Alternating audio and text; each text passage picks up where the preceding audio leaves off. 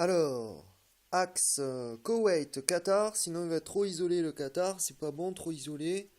Koweït-Qatar, Portugal, c'est la transition hein, avec l'autre axe. Koweït-Qatar, Tunisie, Algérie. En parallèle, avec Portugal en pont, voilà.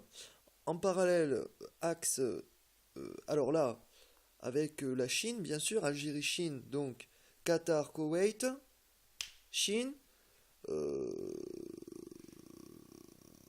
le pont, le Portugal, donc en parallèle équilibre, axe 2016, USA, Maroc, dont le Maroc est aussi en pont, donc avec l'autre axe que je viens de dire de l'Algérie, Algérie-Chine.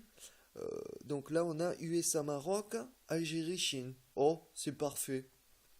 C'est parfait. Et du coup, ça oblige les États comme l'Algérie et le Maroc, qui ont toujours été antagonistes, et les puissants impérialistes comme la France ont toujours joué là-dessus, hein, diviser pour mieux régner. Et là, du coup, depuis le 21-12-2012, grâce au NIAC, oh, merci, applause, you can, I finish my work. Les axes sont obligés de se rééquilibrer. Voilà. Parce que s'il y a un trop gros déséquilibre, le bloc le plus faible va prendre donc les matrices de culture qui démultiplient l'aquaponie pour uniquement se fermer dans leur pays et dans leur petit bloc. Ce qui n'est pas de l'intérêt du tout des puissants impérialistes comme les États-Unis, parce que s'ils se ferment et qu'ils sont en autosuffisance, il n'y a plus de marché mondial, il n'y a plus de mondialisation, il n'y a plus de plan Illuminati, il n'y a plus de plan franc-maçon. Donc, quand j'ai proposé l'indépendance à tous les pays fermés, comme la Corée du Nord, qui est un très bon exemple, ils ont l'arme atomique, ils ont les 1 million de militaires, s'ils ont l'indépendance alimentaire, les piscicultures d'ailleurs se développent, et pourquoi faire? C'est un réservoir d'engrais pour les matrices de culture, pour l'aquaponie.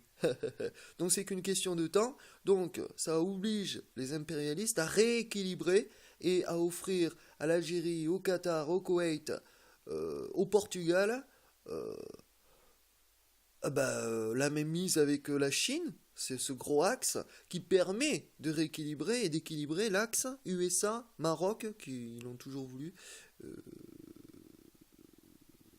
Vatican, Suisse, Berlin, Russie. Et du coup, c'est la Russie qui fait le pont avec l'axe avec la Chine. Vous voyez le truc de ouf que j'ai mis en place depuis 2005 maintenant. J'ai utilisé la stratégie Tesla, c'est-à-dire non pas diviser pour mieux régner, mais partitionner, partager ses découvertes en plusieurs morceaux, dans l'espace et le temps, parce que ça prend du temps, les trucs géostratégiques, les trucs des services secrets, gouvernement. Il faut une révolution du jasmin, printemps arabe, pour mettre en garde les gouvernements qui veulent pas s'équilibrer un petit peu, comme on l'a vu, révolution printemps arabe, pour qu'ils se fassent re-renverser, donc contre-révolution du printemps arabe, pour mettre en place des États forts, comme Sissi, là, en Égypte, pour pouvoir, et grâce à Bouteflika, même si certains le contredisent, moi j'ai dit, si tu tempères les frères musulmans et que tu fous en l'air les djihadistes, comme la communauté internationale l'a défini, même la Chine, qui ont trouvé des djihadistes chez eux. Ah ouais, ouais, ouais, il y a des djihadistes, Niakwe, ouais, ouais, ouais, ça existe. C'est hallucinant. Bref, les États restent en place parce que les présidents, c'est pas eux qui ont le pouvoir, tout le monde sait. Et un underground, les services secrets, la diplomatie, maintenant que le NIAC a poussé à fond, c'est-à-dire que je vais coller, j'ai déjà commencé à coller des loges franc-maçonniques en Russie, en Chine, au Japon et en Corée du Nord.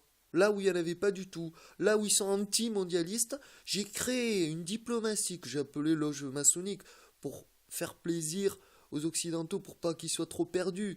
Voilà, en fait c'est des loges de pensée internationaux, mais au plus haut niveau, plus haut que le niveau secret défense, c'est-à-dire plus haut que la diplomatie, la politique et l'économie. Voilà. Donc en fait, je redistribue les cartes, mais cette fois-ci proprement.